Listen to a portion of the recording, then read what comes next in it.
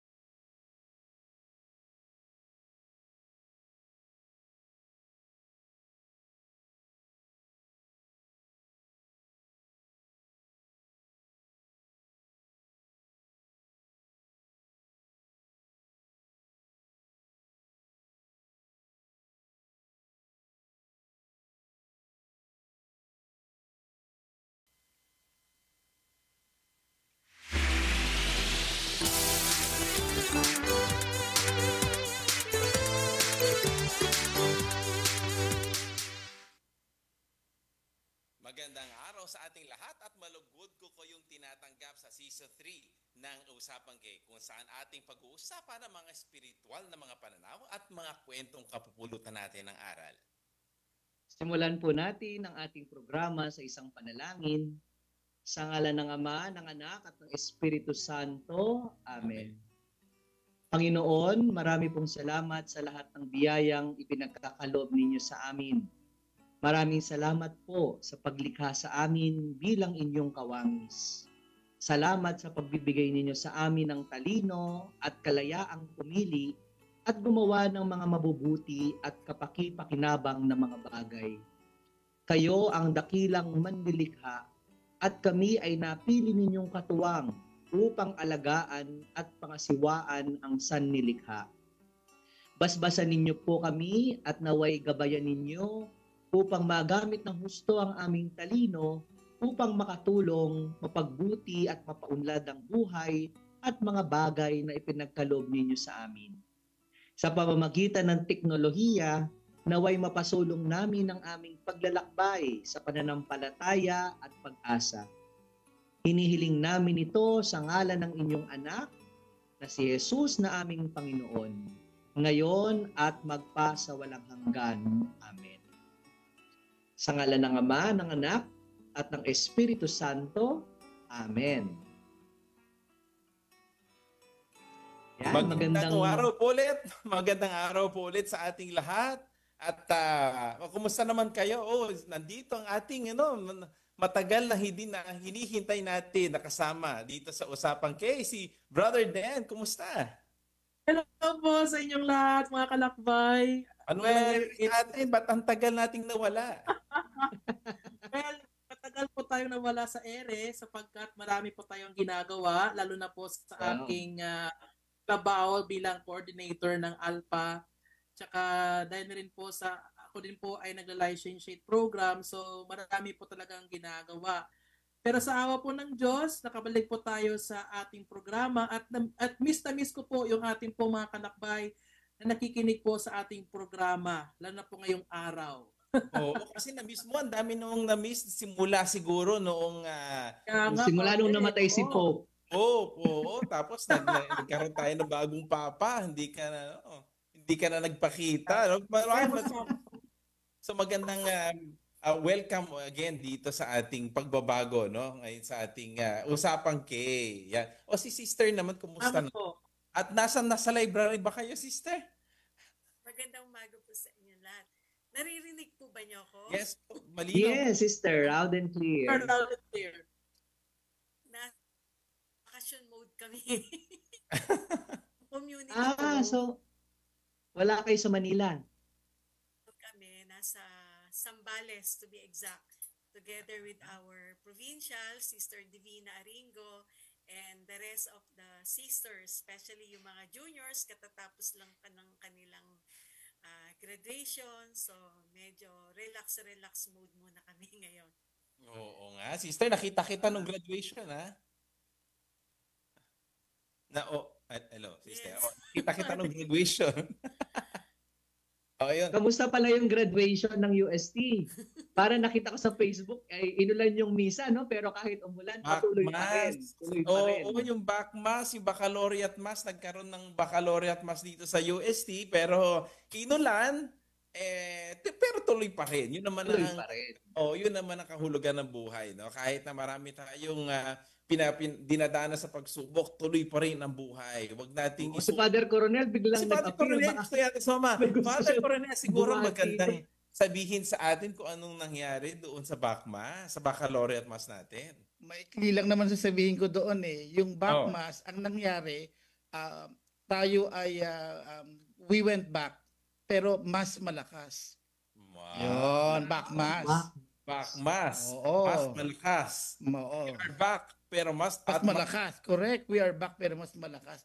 Kasi yung rain na yon ay naging symbol ng resilience ng mga graduates. Oo nga. Yun At ang, grabe po si Father Austria nun dahil talagang yung fighting spirit niya to push it talaga yan. ay matindi po talaga. Ayun Oo. po. Kaya Oo ako naman. biglang nag-appear. Oo, kahit ngayon, oo. 1 minute na lang sa nag-appear. Ang maganda ngayon, yun sabi ni Father Coronel, ano yun? Backmass. Mas malakas. We're back. Mas malakas. Mas Oo. malakas. At dahil dyan, mayroong bagong segment. Ayan, Yes. si Father Ito Coronel po. na i-introduce sa radyo Apo. sa atin. Ano ang ating bagong segment na yun? Ito po ay mabilis lang na Producer. segment po. Ito yung mga current events sa simbahan. Ay ang tawag po natin ay usapang K-Points of View or UKPOV. Magbibigay lang po ako ng mga nangyayari sa simbahan. Mag-react lang kayo quickly. Ayun. Ganun lang po. Kahit sino po mag-react. Okay, ito po. Anim lang Parang po may ito sa akin. disclaimer. May disclaimer. Ah, ka dyan, yes, Father. oo. Kasi we need to say that the views and opinions expressed by the host do not necessarily reflect the views and opinions of the radio station, the network, and the official position of the Catholic Church. Yan po. Wow, so personal Okay. talaga. Ito ay Personal po. mga pananaw. Handa na ba kayo? Mag-react lang kayo, ha? At anong react? Ang una po ay, Ganun ba yung react? hindi, medyo Paano ibang namin reaction yun. nalaman kung sino mauuna? Kahit Ay, sino kung lang. sino po. Hindi kailangan Oo, lahat magsalita. Gusto mo Pwede lang mo- ano lang yun. Pwede ba nating teka muna bago Ano? pwede ba nating ipapakilala mo na ating guest? Ay, after pa siya. After Base pa sa ating siya. script. After sige. ng script. Yan, okay. Okay po. Ito na po una. Okay. Okay. Yung nanay ni Blessed Carlo Acutis nagpatotoo tungkol sa kanyang anak. Ito si Antonia Acutis. Sa New York ito nangyari. At yung anak daw niya ay pinagmamalaki niya sa kanyang pag-witness sa katotohanan at pag-ibig ng Diyos. Ano pong reaction niyo doon? What's your POV? Paano tayo magre-react? Mag-react po kayo doon. Yung nanay po niya, ni Blessed Carlo Acutis, ay nagpatotoo tungkol sa kanyang anak. Di ba usually ang mga nanay naman talaga, ang anak ay pinakamagaling, pinakalahat. Oo. Paano kaya ito isanto? React lang po. Kahit ano po. One word lang po, nakaka-proud. Ay, nakaka-proud. Okay, ganun lang. Pwedeng one sentence or ano. Okay. Ay, ganun lang. Okay, sige. sabi mo rin. Okay. Meron ba? Okay, next na po tayo. Ako wala akong masabi. Si Pope Leo, as Pope, he ordained 11 new priests for the Church of Rome. So what's your POV? Ako, blessing. It's a blessing na mayroong mga nadadagdag sa atin ng mga pare. Mm-mm. Sister Marisa, Sa akin is paalala, reminders. na Reminder kung ano yung dapat na maging ang isang pare. Kasi sabi niya, transparency, credible, at saka yung visible. very So, good. it's a very Nag-research si good sister. reminder. Nabasa niya. Very Research good, si sister. Ha? Very good po. Thank you po, sister. Ang next po natin, at least ito, Diocese ng Imos, they launched a heritage program to preserve the Catholic legacy sa Cavite. Ano po yung POV niyo po doon? Masasabi ninyo? Marami pa po bang nag-heritage program ngayon? Or bakit po siya needed? Parang ngayon ko lang po narinig yung nag-launch ng isang diocese ng heritage program. Pero on my personal point of view, I think it's a good gesture on the part of the church, especially on the part of the diocese na mag-launch talaga ng ganyang klaseng programa para po ma-aware po ang mga tao kung gaano po kahalaga yung istruktura ng simbahan. Kasi meron din po yung cultural at saka historical significance po sa lugar at sa tao. Thank you po. Ang next po, si Archbishop Sok nagbabala. May mga peking AI videos na nagpapakita na nagpo-promote daw siya ng medical products. What's your POV po doon?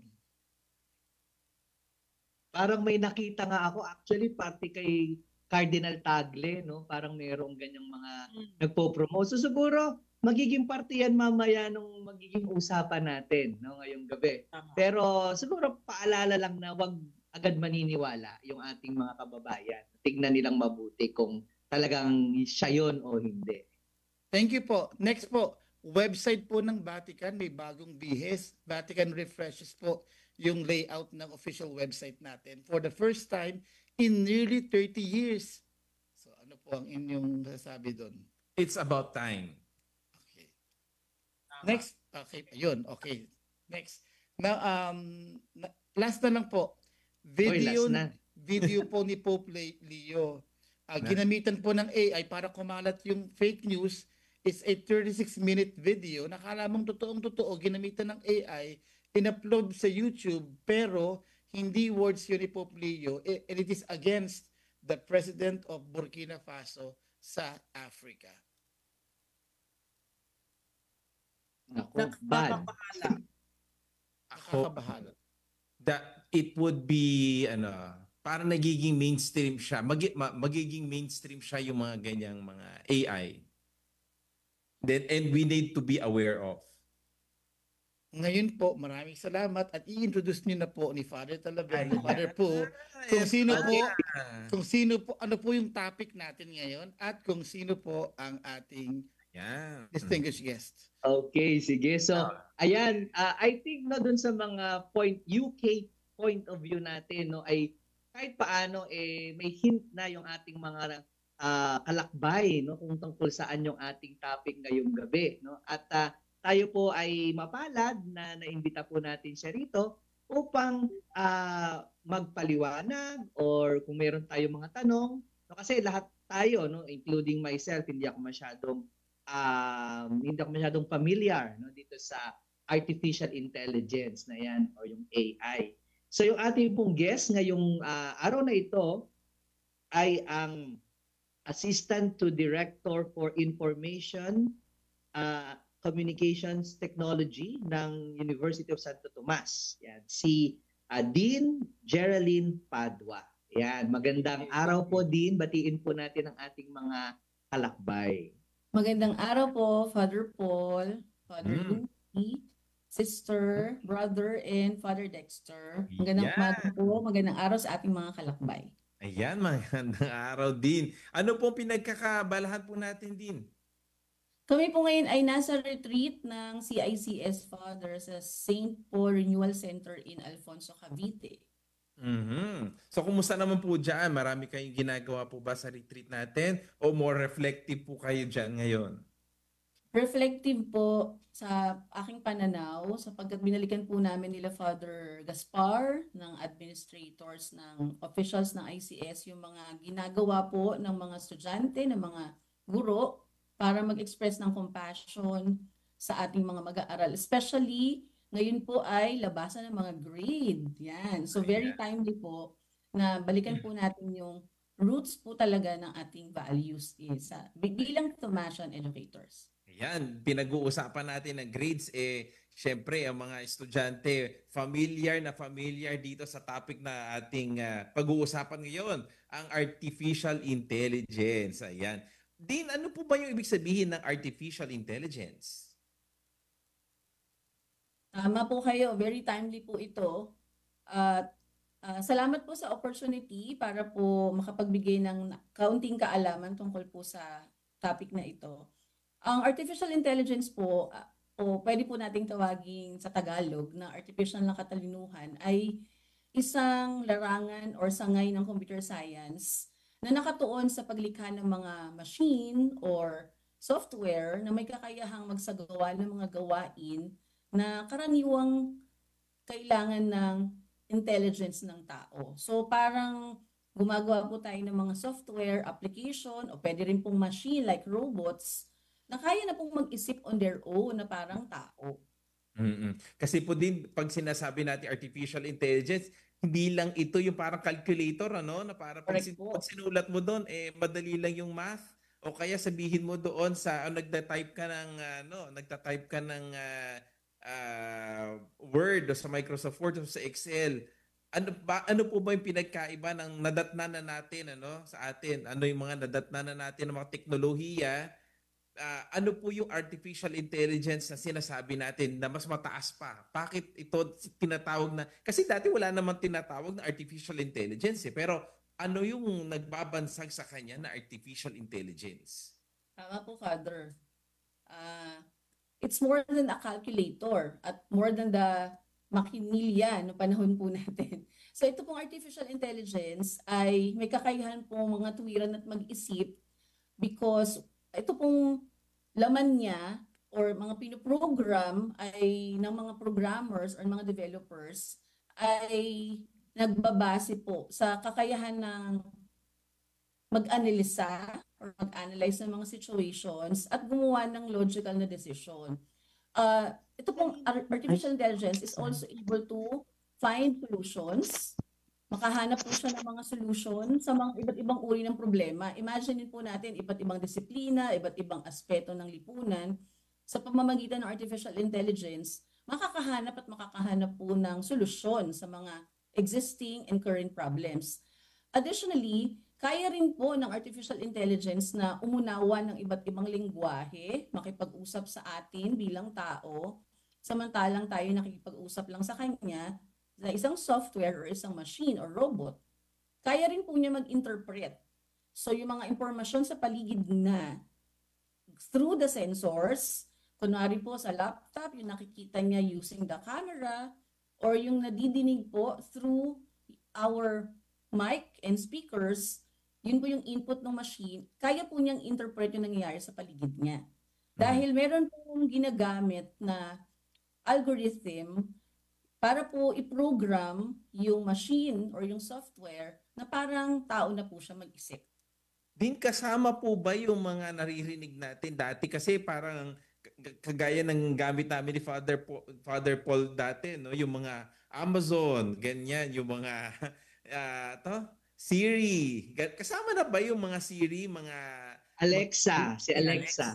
Kasama na ba yan sa artificial intelligence? Hindi updated po kayo. Hindi.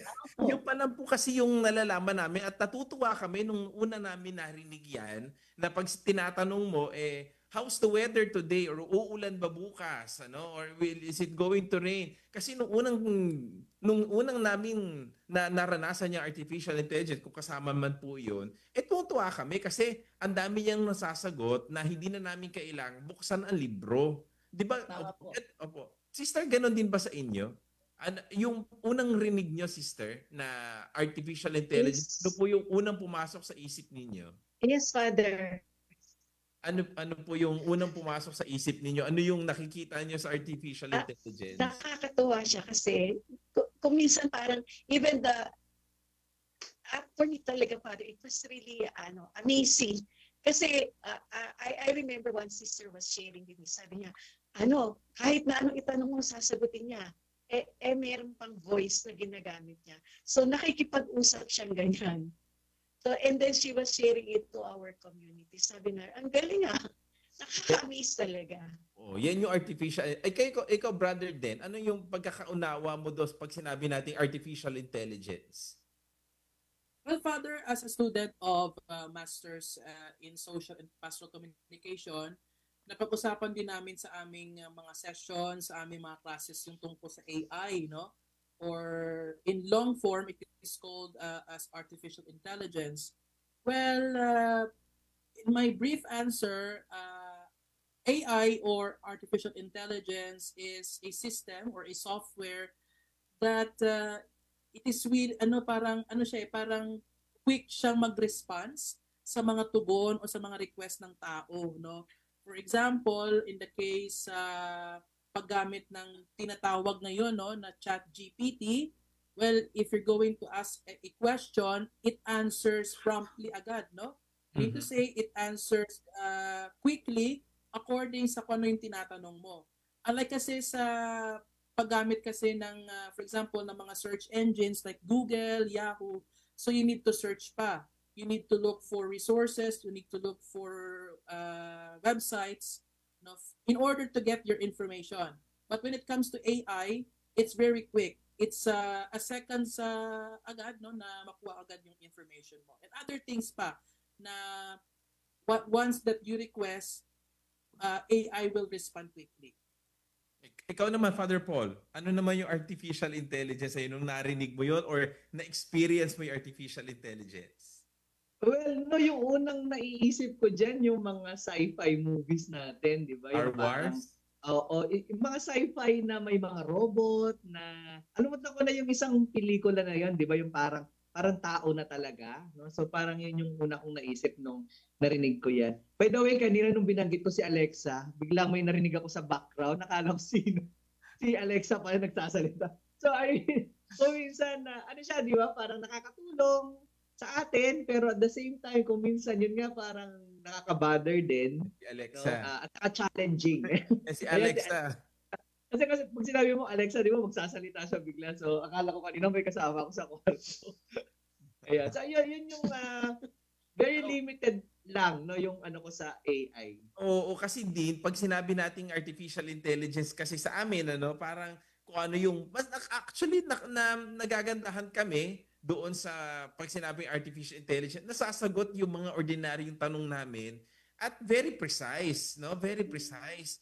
Very knowledge-based. Hindi lang ito yung, tingin ko, hindi lang ito yung Google na search engine na ibibigay, sabi ni brother din, Hindi lang ito yung Google search engine na ibibigay sa yung website at ikaw magbabasa.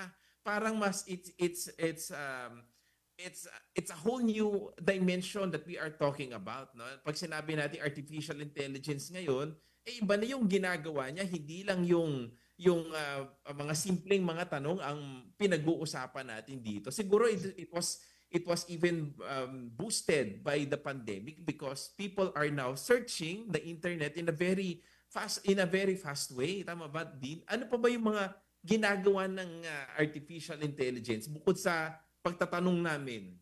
Tama po, Father. Yung artificial intelligence po kasi, dagdagan ko po yung halimbawa ni Siri, si Alexa. Yan, ginagamit ko na po yan. Meron po kayong example. Ayun. So sila po yung mga tinatawag nating virtual assistant. So araw-araw rin po, personally ako nagmamaneho para makapag-navigate naman po ako. Syempre may Waze po ako or Google Maps. Ayan. Kasi po, yung automatic po niya ako nabibigyan, provided po syempre may internet connectivity yung cellphone natin or yung device na nakakonect sa Waze, nagagather po niya yung mga datasets na pinifeed po kasi natin yung mga impormasyon like yung ruta gamit yung mga GPS, yung mga location po natin.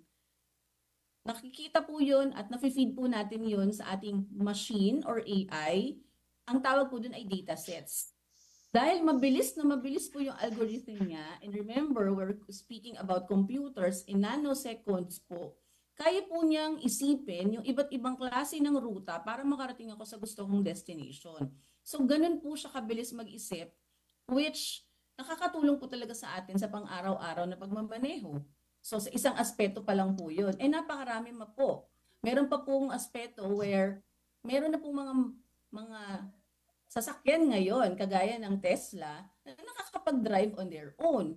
Because yung kanila rin pong datasets, yung kakayahan po o function nung car or nung sasakyan, ay kasama po dun sa pinifeed natin sa machine para mag-isip po siya paano siya magta-turn ng left, ano po yung sensor na i-detect niya para mag-right, ano po yung iiwasan niya, ano po yung susundan niya. So lahat po ito ay i-feed natin. Parang tayo pong tao, lahat po muna ng knowledge base, tama po kayo, Father, ipapasok po natin sa machine at bibigyan natin ng kakayahan yung machine mag-isip on its own para po makapag-arrive sa pinaka-accurate na makita niyang desisyon para makuha po yung gusto natin from the machine. So ganun po sa ginagamit po natin araw-araw, marami pa po. Meron po tayong ginagamitan ng medical diagnosis. Ang reason po na nabasa kong article sa University of California ay meron na po silang research na makakapag-determine kung paano po nade-develop at may iwasan naman yung Alzheimer's, which yung brain naman po yung gumagalaw doon. Dahil po yun sa mga datasets naman na natutunan nila, for the past so many years, ito po yung mga inputs kung ba't nagkaka-Alzheimer yung isang tao. Dahil po doon, finid nila sa machine, at tiningnan po ng machine yung algorithm, ano po yung mga pwede maging causes. At predict po niya in 5-10 years, magkakaroon ba ako ng Alzheimer's because of the factors na nag-gather niya yung sa isang tao. So, marami pong application ang pwede po nating paggamitan nito pong artificial intelligence. Oo, kasi ngayon, ako nga, kahit na dyan lang sa Santo Domingo, na kailangan ko pang mag-Waze, no? Para lahat There pa tayo, Father. Oo, di ba? Parang nagiging dependent tayo ngayon sa AI na parang kahit napakalapit, para kailangan nakabukas lagi ang Waze o kaya Google Map na parang hindi na natin, yung brain natin, sabi, our brain is not braining, no? Braining anymore. O yun, sinasabi, kahit naman yung sinasabi ninyo, no? Na kapag may sakit ka lang, actually, nag-google na rin ako. Pag nagkakasakit ako, meron sumakit lang na isang parte ng katawan ko, ginugoogle ko agad, ano? Pero syempre, nakakatakot din yun na parang minsan, pinapanala niya yung sakit, sumakit lang yung balakang ko, ang dami nang sinabi, ano? Parang, it will always, diba? Si Father Paul, mahilig sa ganyan, Yung pag may sumakit lang na ganyan, akala niya... Titingnan na kaagad kung ano ba yung... Yes. Pero ako na nagsaself-diagnose. Nandito si Juan Paulo, no? Nandito si Juan Paulo, meron yata siyang itatanong. Juan Paulo? Ayan. Naka-online na ba siya? Naka-online na siya. Pasensya po, no? Magandang araw sa inyo, mga kalakbay. Pasensya na po at hindi ko mabuksan lang ang aking camera sapagkat ako ay nasa labas ngayon. No? Meron lang akong tanong, no? Kanina na online. Wait lang. So bago ko muna sabihin ang aking tanong, binabati po natin si Mungge na taga Tarlac. Siya po ay nanonood ngayon sa atin. No? Wow, ang Assistant Director ng Radyo Maria Philippines, si Father Cortez. No? So Cortez. Ang question ko po ngayon po, gaano po ka-accurate ang AI when it comes to translating or understanding documents? Lalo na maraming documents ang simbahan po, no, sa ating Catholic Church na nakasulat po sa Latin at Italiano. Gaano po ba ka-accurate nung translation niya? Kasi 'di ba, for example, si Pope Leo or si Pope Francis before, they're speaking in Italian. So paano po yung translation? Panatag ba tayo na pag binasa po natin yung translation, yun na po ba yung talagang eksaktong sinabi ng simbahan? Din, ikaw yata yung magsasagot. Sa point of view ko po, wala pong 100% accuracy. Unang-una po, sa computer science po, may ambiguity po talaga yung language. Kasi unang-una, pwede po natin siyang i-translate word per word, pero normally hindi po talaga word per word. Tumitingin din po tayo sa konteksto. Tumitingin po tayo sa punctuation mark. Tumitingin po tayo sa iba pang aspeto kung saan nanggaling yung word or yung phrases na dineliver kung sino man po yung nagsasalita. Plus, yung AI po, meron din naman po limitation kung hanggang saan lang po yung nakukuha niyang datasets. Sabi ko nga po kanina, kailangan din nating i-feed, turuan yung AI paano siya mag-iisip. Kung limited rin po yung na-i-feed nating knowledge base, sabi nga po ni Father Dexter, hindi rin po tayo ma-assure na 100%. For example po, ngayon ay pwede niyo pong tanungin kay ChatGPT na free kung tama po yung translation. Pero dahil free po siya, meron pong limitasyon kung hanggang anong taon lang rin naman po yung nakalap ng ChatGPT base po sa mga literatura ng simbahan. kung gusto naman po ninyo na mas accurate, bibili po tayo ng ChatGPT or ng Gemini na enterprise version kasi mas malapit po yun sa katotohanan, latest databases or knowledge bases na i-feed po dun sa machine. So, kaya kahit po may AI, naniniwala po ako na hindi pa rin po ma-replace ng AI ang tao dahil tayong tao pa din ang magbibigay ng knowledge sa kanya. Tayo ang magpo-produce ng mga sources ng knowledge niya at higit sa lahat, importante po na chine-check rin po natin yung mga impormasyon na binibigay po sa atin ng AI. Dahil tayo pa rin po ang mag-validate. Ano po yung alam natin, alam po ng simbahan. Tama yun kasi hindi lahat ng sinasabi kasi ng AI kailangan agad-agarang paniwalaan. Maganda naman dahil ito ay nagbibigay ng ilang knowledge, no? Na ilang kaalaman para sa atin, pero hindi dapat lahat-lahat ibibigay mo doon. Kailangan verify mo muna. Yung sinasabi nating mga fake na mga deep fake na pinaparating, no? Di mga deep fake na kunwari si Pope to or si Pope Francis to or kasi lahat lalo yung din na ba yung pinakita ngayon ng Google View kung alam niyo yon yung Google View na pwede niyang bigay mo lang daw yung script kasi gagawa ng movie. Based doon sa binigay mong script. Or sila din ang gagawa ng script na gusto mong gawin. Basta ibigay mo kung ano yung plot, ibigay mo kung sino yung artista na gusto mong ilagay, sila nagagawa ng movie na buong-buo para sa iyo according to your taste. Yan na yung susunod na mga yan na yung mga gagawin. Kaya pwede kasing mangyari yung gumagawa na ng isang reality na hindi na akma doon sa reality nangyayari ngayon. Na akala mo totoong yung senaryo. Pero artificial intelligence pala siya. Meron pa yata tayong katanungan. Brother Den, baka pwede. Parang dumadami yung mga tanong at yung mga gusto kong magtanong. Ang dami talaga. I-chat lang ninyo sa ating Facebook. O baka naman AI lang din yung nagtatanong. Oo, baka AI ang nagtatanong. Baka nagtatanong si ChatGPT sa ating programa ngayon. Wow! Pero Kilalang usapang ng ChatGPT. Then, basa naman si Rebecca.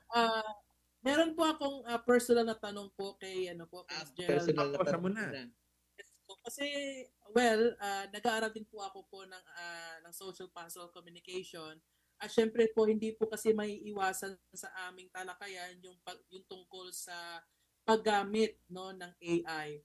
Well, sinasabi po natin na marami po ang nabibigyang benepisyo ang paggamit ng AI. Pero po ang tanong ko lang po, meron po bang binibigay ang tao na benepisyo sa artificial intelligence? Kasi kung meron pong binibigay na benepisyo ang AI sa tao, meron din po bang benepisyo na binibigay ang tao sa AI or sa artificial intelligence? 100% sure po. Kasi hindi po natin makikilala ang AI kung hindi po galing sa tao yung knowledge. So sa totoo lang po, wala naman pong makina, machine, software, robot na gagana kung wala po talagang intelligence yung tao. Sa atin po talaga siya nagmula. Even yung paano po nag-iisip yung machine or yung AI, prinogram din po siya ng mga software developers. Yan po yung mga computer science, yung mga modelers po ng statistics, ng math. Sila po yon. Kung wala po talaga silang matibay na pundasyon sa discipline na meron po sila, yung pinag-aralan po nila, palagi ko po hindi po magbo-boom si AI. Pero sa ibang topic na lang to, no? Pero may tinatawag daw pong super intelligence na machine na lahat ng knowledge na nakalap niya siguro in 5-10 years time. Siya yung gagawa ng super machine na siya na yung gumagawa na sinasabi nyo kasi we are just feeding the artificial intelligence pero may pag-aaral daw yata din na lahat ng knowledge na nakalap niya, gagather lang din siya doon at gagawa na siya ng bagong intelligence na siya na yung gumawa at siya yung nag-produce. Pwede bang mangyari yun? Pwede po yun mangyari, Father, in the near future. Tama naman po yun. Pero hindi naman po yun kayang gawin lang sa isang ordinaryong machine or laptop or desktop na meron tayo sa bahay. It will take po high performance computing para po tumakbo po lahat ng mga yon dahil at 1 nanosecond, yung sinasabi po natin ay kailangan po niyang hanapin lahat po ng pinaglalagyan po ng mga knowledge base para lang po makapag-arrive siya doon sa panibagong knowledge base na inimbento niya on its own. Pero hindi po siya imposibleng mangyari. Ang challenge po sa atin nito ay, syempre, bilang tao, dapat mas advanced po yung ating pong mas knowledge, matutunan, pag-aralan. Nako, brother din, baka meron pang ibang tanong. Yes. Kasi po napag-usapan po natin yung the benefits of both the human intelligence and then the artificial intelligence.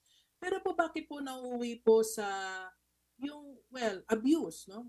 Kung sabihin natin yung abuso. Bakit po nauuwi po sa yung parang pag-misuse ng AI kung nagbibigay po ito ng benepisyo both sa tao and then of course sa AI itself po? Naniniwala po ako na doon po pwedeng makatulong yung pinangbulan po natin sa ating pamilya, yung values, at syempre po, tulong po ng simbahan. Dahil naniniwala ko na wala naman pong ibang makakaintindi sa humanity, sa ating pong buong pagkatao, kung wala po tayong guidance ng simbahan. So, na-abuse po siya dahil aminin po natin o hindi, madali po yung mga gawain pag may AI. Sa totoo lang po, ako personally, gumagamit din po ako ng AI sa pag-aaral ko, sa trabaho ko, dahil gusto ko rin naman pong ma-compare kung ano na po yung merong latest ngayon sa mga articles, sa published documents, doon po sa nalalaman ko. Pero, hindi po dapat maalis sa atin na, tama po yung sabi ni Father, i-verify, i-validate. Kasi sa totoo lang po, lalo po yung mga free AI, hindi po accurate yung mga sources nila. So, posible pong nagbibigay po tayo na kumukuha po tayo ng output ng AI, ng ChatGPT, ng Gemini, ng Copilot. Yan po yung mga generative AI na meron tayo ngayon at kilala. Pero dahil hindi natin vinalidate, hindi naman po totoo yung sources nila. Hindi po pala talaga existing yung article, hindi po talaga siya pinablish, hindi po talaga siya galing sa credible conference or articles po talaga. So importante po na pumapasok po yun. At sa University of Santo Tomas po, meron po tayong institutional policy na dapat po sinasite natin kung ano yung AI generated. Aware naman po ang community natin na yes, AI is there. We're hoping that AI will help us. Pero we should be honest enough, we should be transparent enough to disclose ano yung parte ng assignment, ng trabaho, o ng output mo na galing sa AI. And more often than not, I believe that the assessments po na gumagamit ng AI, binavalidate din po yan ng mga teachers eh. Pinapaliwanag nila sa mga bata, pinag-present nila, kasi doon nakikita ng teachers din kung siya po talaga yung gumawa ng output niya sinubmit niya at hindi purely AI lang. So mahalaga po rin, may pros and cons. Tama po yan. Father Paul, mayroon pa yatang tanong. Si ChatGPT. Hanapin natin yung mga tanong. Ayan. Sabi rito, Rebecca of QC, no? Ano ang mga posibleng panganib kung ang kabataan ay mas nagtitiwala sa AI kaysa sa aral ng simbahan? Yan, sino gusto sumagot niyan? Sino pwedeng sumagot? Sister, nandiyan ka ba? Si Sister ba nandiyan? Pag mga mahirap na tanong, bigla si Sister ang sumasagot. Si Father Coronel, ayan. Ating Savior. Oo, si Father Coronel yata gustong sumagot. Yan. Ayan.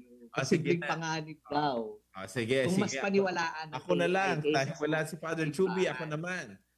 Ano ang mga posibleng panganib, kung ang kabataan mas nagtitiwala? Nagtitiwala sa AI. Kasi tama naman na magtiwala tayo sa AI. Maganda naman kasi marami tayong natututunan. Pero dahil minsan yung AI, minsan hindi natin alam kung kanino siya, kumbaga, nananampalataya. Kasi ang simbahan kasi, ang pinakapundasyon ng simbahan ay pananampalataya.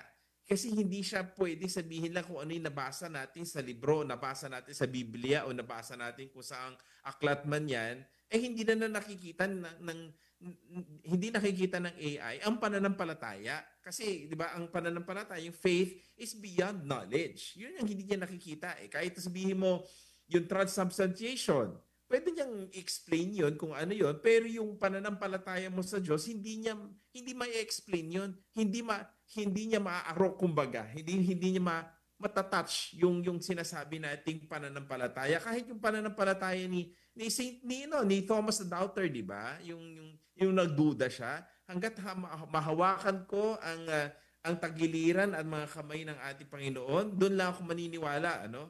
Pero nung nagpakita sa kanya, bakit ka nagdududa? Yun yung pananampalataya, kasi kahit hindi mo nakikita, hindi mo nababasa, yun ang pananampalataya. Sister, yan, nandiyan ka na ulit.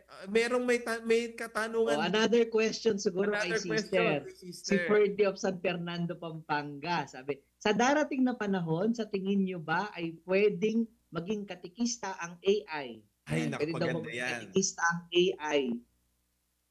Sister Marisa, ano sa palagay mo? Wala, nakamute kayo. Ay, nakamute si Sister.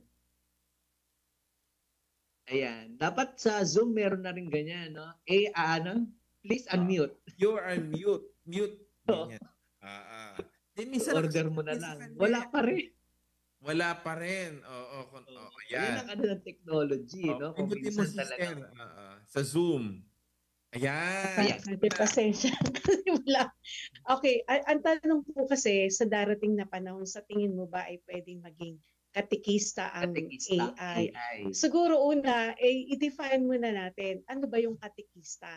Diba? So pag sinabi nating katikista, isa siyang tao na itinalaga ng simbahan upang magturo tungkol sa doktrina ng simbahan. A catechist is also an evangelizer. So as an evangelizer, naandun hindi lang ang pag-i-impart ng knowledge based sa doctrine, pero syempre kasama dyan yung mga live experience ng katikista ng tao. So kung magre-rely tayo sa AI lamang tungkol sa pangangaral ng simbahan, ay sa palagay ko ay hindi sapat. Kasi kailangan mas magiging epektibo ang isang katikista kung naisasagawa niya ang kanyang tinuturo. Na alam naman natin na hindi yun magagawa ng AI. Pwede siyang magbigay ng, like for example, sa Halo, meron silang Magisterium AI. No, yung apps na Halo meron. So, pwedeng ma-research natin about faith, pero when it comes to experience, yung witnessing, ay hindi yan magagawa ng AI. Ito ay kailangan ay tao mismo, ang katikista mismo na tao ang magbabahagi niyan. Tama po, sister. Ito naman si Bill of Bulacan. Nagtatanong siya. Siguro si Father Paul ang sumagot dito. Maganda si Brother Den kasi pari na tayong dalawa para unbiased. Unbiased. May mga kaparian po na gumagamit ng AI-generated homilies. Aray ko. Ano po ang pananaw ninyo bilang alagad ng Diyos? Bilang future may sagot na po yan. Kasi po, preaching is also part of communication. No po? And sa akin pong pananaw bilang isang communicator, isang social and pastoral communicator, nakakatulong din po, in a sense, ang AI sapagkat ito po ay nagbibigay ng outline ng mga homilies ng mga kaparian. Pero, pag ang AI mismo ang magbibigay ng buong buod ng homilya sa misa, ito po ay malayo po sa tinatawag na category or the principle of authenticity in communication. Kasi po, importante din po sa pagpipreach po, no, o sa pagbibigay po ng homilya, ang tinatawag po na authenticity. That is a very fundamental sense in communication. In a sense po na mararamdaman po talaga ng tao, no, kung ano po yung bugso ng damdamin ng isang pari tungkol po sa kanyang binibigkas, especially po patungkol po sa mabuting balita. Halimbawa po, kapag mag-preach po ang pari tungkol po sa pag-asa or sa hope, well, AI can do that, but AI cannot give an authentic view of hope to people. It's because AI did not really experience what is hope for people. Except that the priest, with his experiences, with his story as a person, knows what is hope. And he has the authentic view of what is hope to the people, especially when he preaches about it. So that is really important po. Lalo na po sa akin po, bilang future na pare, na importante din po talaga yung tinatawag na sense of authenticity sa ating pong mga reflections. Well, we can use AI as our outline for our homilies, for our sharings, for our reflections. But again, it is important and it is also a great reminder for us preachers that we should be authentic on what we say to people. Maraming salamat po. We need to be human and we need to be yung concreteness of the homily, Yes. no? Holistic in a sense. Yes. So authentic siya na parang hindi mo lang siya kinu-quote kung saan. It's very academic pero it is very concrete and very authentic. It's very human. Meron lang tayong tanong from Marie of Sampalo. Comment lang po ito at hindi po katanungan. Uso pa po kasi ngayon ang tinatawag na mermaid trend kung saan gumaganda ang isang tao kung kapag nasa lublob na sa tubig, lumulublob na sa tubig. Ito yung mga mermaid. Ginawa yata to ni Father Paul eh. May mga naniniwala po kasi gumaganda sila pero wala naman pong nagbago. Apaksama. Meron din namang mga AI-generated na larawan na tumatarget sa emosyon. Gaya ng mga imaheng yumayakap o gumagalaw na tila muling binubuhay ang mga alaala ng mga yumaong mahal sa buhay. Ano masasabi mo doon, Father Paul? Yan. Sa palagay ko, yung pinakamagandang kagandahan, yung panloob, ika nga. Konektado dun sa sinabi ni Brother Dan kanina about preaching. No? Naalala ko lang yung reminder din sa mga pare, no, na baka tayo ay masyado nagse-sensationalize na or gustong-gusto nating makakuha ng mga i-quote tayo sa social media o kaya i-affirm tayo, parang may reminder, no, na our role is really for the people to feel close to God, no, yung worship, na tayo yung nangunguna sa worship. Kasi kung gusto lang nating mag-trending, ginagawa na yan ng mga vloggers, no? Ginagawa na yan ng mga kung sino-sino, no? Pero walang masama, no, kung dun sa mga pari natin na sumisikat sila sa social media kasi naidadala nila yung mabuting balita sa digital world. Pero kapag puro ganun na lang ang gagawin mo, to the extent na nasasakripisyo na yung authentic, no, yung sinasabi nga ni Den kanina, yung authentic proclamation of the good news, and to the point na kung minsan kukunin mo na lang siya para sa clout o para sa mga likes, hindi na siya maganda, diba? Kaya kailangan bumalik tayo doon sa original, no, na role natin bilang evangelizer. Anong kahapon, tama ba, International Day for Communication ba kahapon, no? Yes, parang WCD Ascension Communication, World Day of Communication, no? So ang Panginoon mismo nagsabi, go out to all the world and proclaim the good news. So, yun yung dala-dala natin at yun yung identity natin bilang mga Katoliko. So, nothing beats the original, kumbaga, no? Pero kailangan natin sigurong anihin natin si Dean Gera. What's the future of AI? Dahil sinasabi natin, ito yung present, pero AI is still the future, Dean Gera. Ano ang nakikita natin, Dean Gera, na both ano yung nakita natin sa future in 5, 10 years or 15 years from now na we need to be cautious about? Actually, Father, mas mag-i-evolve po yung AI dahil mas magiging matalino po siya. Sabi niyo nga po kanina, supercomputers po, tama po yun. Kasi sa power po ng mga machines ngayon natin, kaya na po nilang mag-load ng napakaraming data, millions, terabyte po ang pinag-uusapan natin ngayon, pero may petabyte, zettabyte na po siya. So kung dati po sa library, nagbabasa po tayo napakaraming libro, tapos ilang oras po natin siyang ini-scan para mahanap yung gusto natin. Dahil may supercomputers na po, in a matter of nano-microseconds, kaya niya po yung hanapin. Ang point po ay, in the future, kaya po niyang gumawa ng kahit anong video, kahit ano pong gusto niyong ipagawang picture, kahit anong gusto niyong ipagawang speech. So, medyo nakakatakot po siya kasi kagaya po ng nangyari kay Pope Leo XIV na nag-deepfake nga po ng video niya.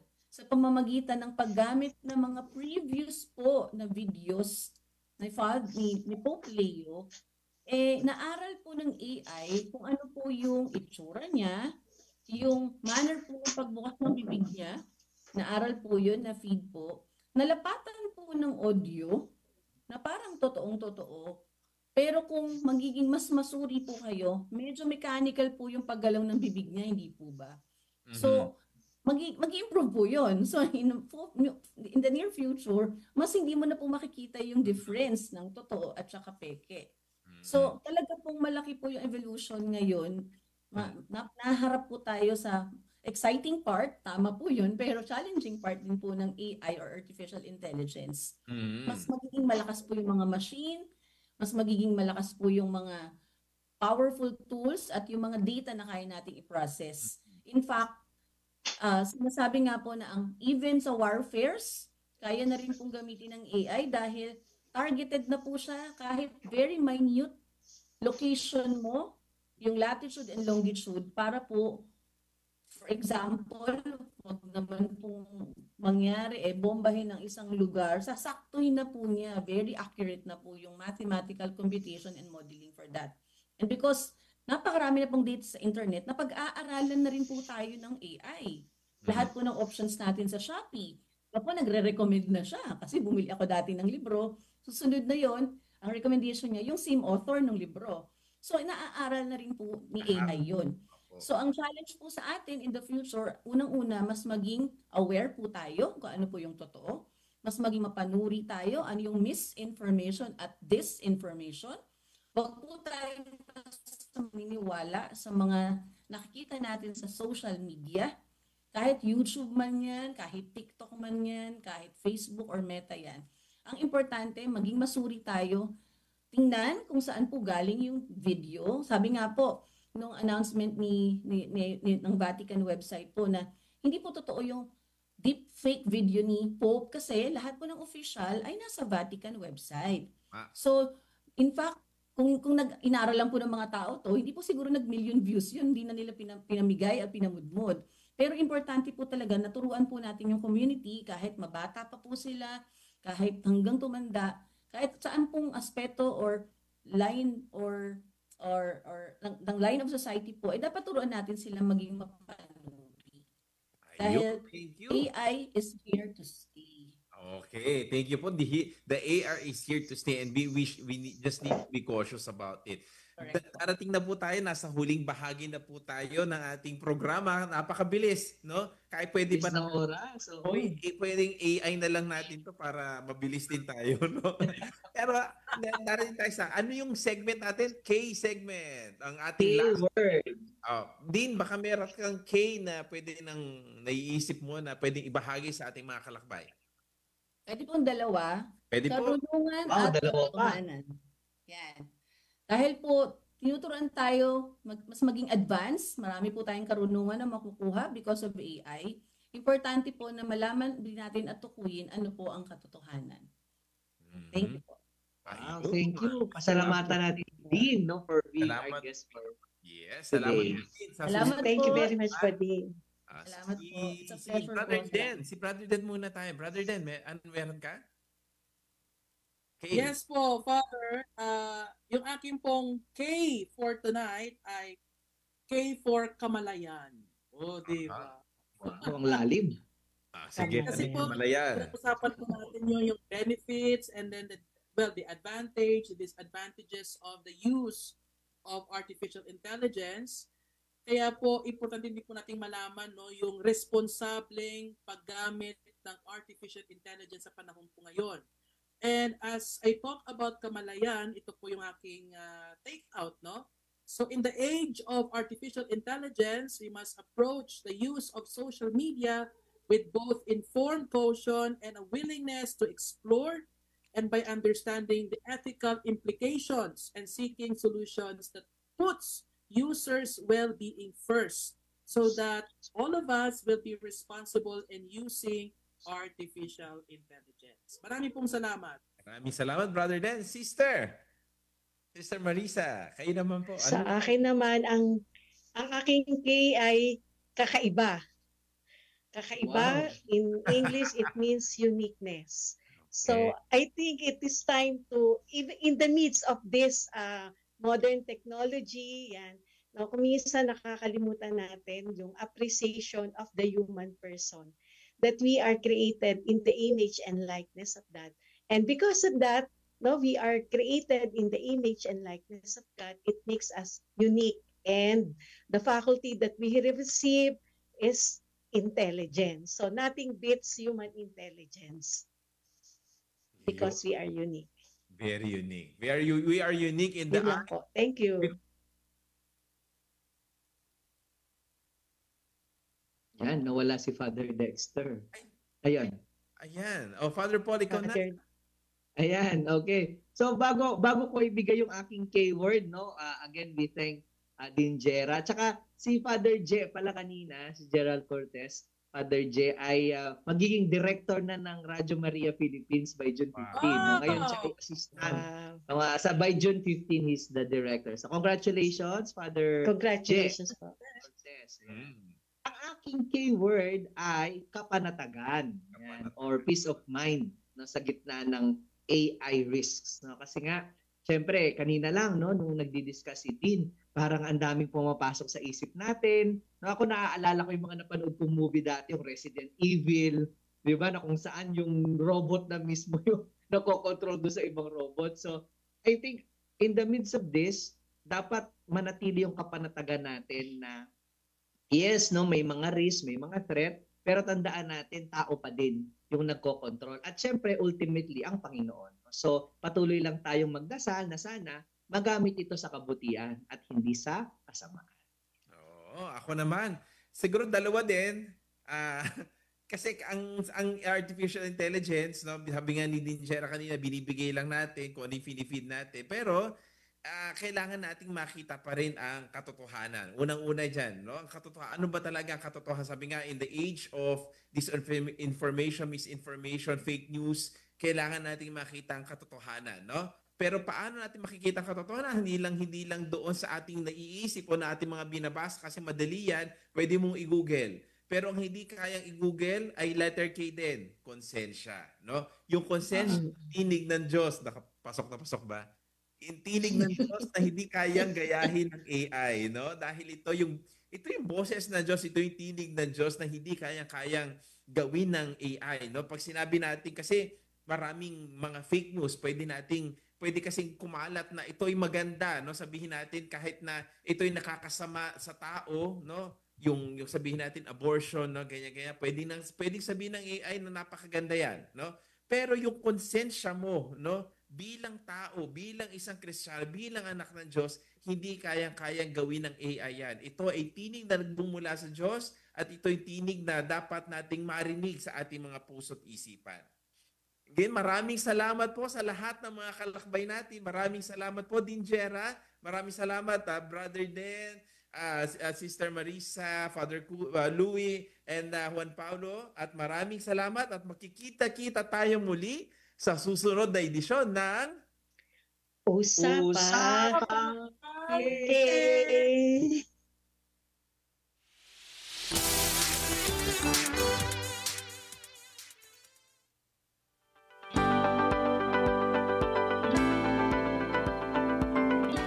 Ito po ang inyong himpilang Radio Maria, bringing Christ into your home. Ang Radio Maria ay sumasahimpapawid sa 99.7 FM Tarlac, 101.5 FM Cagayan.